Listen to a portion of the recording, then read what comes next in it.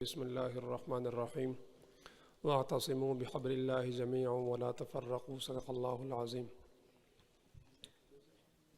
ماشاءاللہ دوسری دفعہ راولپنڈی آرٹس کونسل میں سٹیج پر سامعین سے مخاطب ہونے کا موقع مل رہا ہے، اور دونوں دفعہ کی خاص بات یہ ہے کہ دونوں دفعہ سامنے بیٹھے والے لوگ وہ ہیں جو دین کے لیے، اسلام کے لیے یہاں پر آئے ہیں۔ اور دوسری خاص بات یہ ہے کہ پچھلی دفعہ جب میں آیا تھا MSO کا پروگرام تھا، اور وہاں پہ مرکزی جمعیت اہل حدیث کے سلمان اعظم صاحب اور دیگر دوست بھی تشریف لائے تھے۔ آج اہل حدیث دوستوں کا پروگرام ہے اور مجھے شرکت کی سعادت نصیب ہو رہی ہے۔ یہ بہت اچھا ایک مثبت اقدام ہے کہ ہم دین کے لیے، شاعر اللہ کے لیے، اقامت اسلام کے لیے ایک دوسرے کا دست بازو بن رہے ہیں۔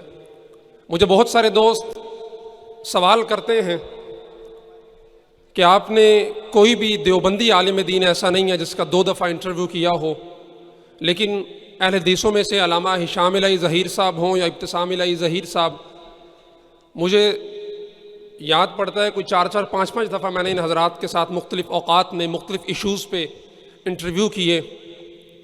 اس کی وجہ یہ ہے کہ یہ وہ شخصیات ہیں جنہوں نے ہر قسم کے اختلافات کو بالائے طاق رکھتے ہوئے صرف دین کی آواز کو بلند کیا، صرف اسلام کی بات کو مقدم رکھا۔ یہ نہیں دیکھا کہ یہ فلاں مکتبہ فکر کا ایشو ہے، مجھے اس پر آواز اٹھانی چاہیے یا نہیں اٹھانی چاہیے۔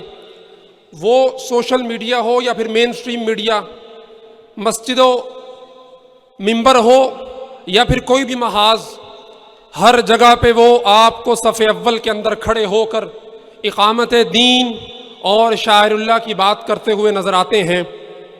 مجھے ان حضرات سے خدا کی قسم دلی طور پر محبت ہے۔ وجہ صرف یہ ہے کہ یہ وہ شخصیات ہیں کہ جن کے وجود سے پاکستان میں دین کی اقامت ہے، جن کے وجود سے دین بیزاروں پر ایک سکتہ طاری ہے، جن کے وجود سے لبرلز بے قرار ہیں کہ ہمیں کھل کر کھیلنے کا موقع کیوں نہیں ملتا، کیونکہ ہم کچھ بھی کرنے کی کوشش کرتے ہیں تو سب سے مضبوط اور توانا آوازیں یہ ہوتی ہیں۔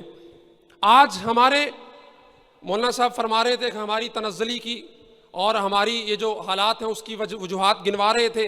سب سے بڑی وجہ یہ ہے کہ ہم اپنے اپنے قووں کے اندر قید ہو کر رہ گئے۔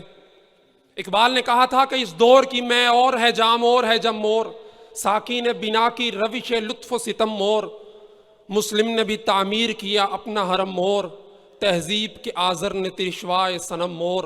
ہم سب نے اپنے اپنے بت تخلیق کیے اور پھر ان کی عبادتوں کے اندر جت گئے۔ ہم خدائے وحدہ لا شریک اور رسول اللہ صلی اللہ علیہ وسلم کی تعلیمات کو پس پشت ڈال کر اپنے آقاؤں کی عبادت کے اندر مشغول رہے۔ نقصان یہ ہوا کہ آج ہمیں اسلام کے نام پر بنے ہوئے ملک کے اندر شاعر اللہ کے تحفظ کی بات کرنی پڑ رہی ہے، دین کے تحفظ کی بات کرنی پڑ رہی ہے، جس کے ایک بنیاد کا مقصد یہ تھا کہ لا الہ الا اللہ۔ استحکام پاکستان یاد رکھیے مشروط ہے استحکام دین کے ساتھ، اور استحکام دین مشروط ہے میرے اور آپ کے اتحاد کے ساتھ۔ آج پوری دنیا کے اندر ہمارے جو حالات ہیں اس کی وجہ یہ ہے کہ ہمیں مختلف طبقوں کے اندر بانٹ دیا گیا۔ بڑا مشہور فکرہ، جملہ، قول آپ نے سن رکھا ہوگا، ڈیوائیڈ اینڈ رول، ہم پر اس طریقے سے اپلائی کیا گیا کہ پہلے دن سے نتائج ان کو مل رہے ہیں۔ یہ بت کے تراشیدہ تہذیب نبی ہے، غارت گرے کاشانہ دین نبوی ہے، بازو تیرا توحید کی قوت سے قوی ہے، اسلام ہے تیرا دیش اور تو مصطفی ہے۔ ہمیں صرف ایک جھنڈے کو تھامنا ہے، اور وہ جھنڈا توحید کا جھنڈا ہے، وہ محمد رسول اللہ صلی اللہ علیہ وسلم کا جھنڈا ہے کہ میں صرف مسلمان ہوں۔ اسلام کی بات آئے گی میں تمام تر اختلافات کو، چھوٹی موٹی چیزوں کو پس پشت ڈال کر پہلی صف کے اندر کھڑا ہوں گا۔ آج اگر پاکستان کے اندر ہمیں اقامت دین لانا ہے یہاں پر دین کا نفاذ یقینی بنانا ہے تو اس کے لیے ضروری ہے کہ میں اور آپ متحد ہو کر آگے بڑھیں. صرف پاکستان کے اندر نہیں، پوری دنیا کے اندر ہمیں اسلامی انقلاب لانا ہے اور مسلمانوں کو عزت کے ساتھ جینے کا ایک حق دلانا ہے. تو اس کے لیے ضروری ہے کہ بتانے رنگ و خوں کو توڑ کر ملت میں گم ہو جا، نہ ایرانی رہے باقی، نہ تورانی نہ افغانی. ہمیں اکٹھے ہو کر ایک آواز بن کر عمر فاروق کی للکار بننا ہے، صلاح الدین ایوبی کی تلوار بننا ہے، عثمانی سلطنت جیسا ایک شاہکار بننا ہے اور ان طاغوتی قوتوں کے سامنے ایک مضبوط دیوار بننا ہے. ورنہ جہاں جہاں حالات پیش آ رہے ہیں وہاں کے لوگوں کو امت مسلمہ سے کوئی امید نہیں ہے. کل ایک ویڈیو دیکھی سوشل میڈیا پہ، ماں اپنے بچے سے سوال کرتی ہے غزہ کی، ہمارے یہ حالات، بمباری ہو رہی، چیتھڑے اڑ رہے، ہسپتالوں کو نہیں چھوڑا جا رہا، مسلم حکمران ہماری مدد کو کیوں نہیں آ رہے؟ بچے کا جواب آپ کو بتائے گا کہ آج بھی ابراہیم سا ایمان زندہ ہے. بچہ جواب دیتا ہے، ماں آج اگر جبرائیل بھی آ کر پوچھے گا کہ اے بچے تجھے میری مدد کی ضرورت ہے، تو میں جواب دوں گا مجھے تیری مدد کی ضرورت نہیں، مجھے میرے خدا کی مدد کی ضرورت ہے. کیونکہ اس بچے کو پتہ ہے کہ یہ اپنے اپنے فرقوں میں، گروہوں میں، وطنوں کے اندر بٹے ہوئے ہیں، یہ میری مدد کو کیا آئیں گے؟ اور میں یہاں پر خوش اس لیے ہوں کہ غزہ کا مسئلہ ہے، چیچنیا بوسنیا کا مسئلہ ہے، کشمیر کا مسئلہ ہے، میں تو اپنے گھر کے اندر محفوظ بیٹھا ہوں. یاد کیجئے، یاد رکھیے، اگر آج ہم اکٹھے ہو کر ان طاغوتی قوتوں کے سامنے کھڑے نہ ہوئے تو پھر پاکستان کے اندر بھی میں اور آپ اس طرح سے محفوظ طریقے سے دین کی بات نہیں کر سکیں گے. ہمیں اگر پوری دنیا کے اندر اسلام کو غلبہ دلانا ہے تو پھر اکٹھے ہونا ہوگا. ہو قید مقامی تو نتیجہ ہے تباہی، رہ بہر میں آزاد وطن صورت ماہی،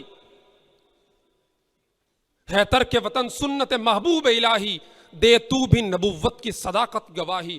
گلیار سیاست میں وطن اور ہی کچھ ہے، ارشاد نبوت میں وطن اور ہی کچھ ہے.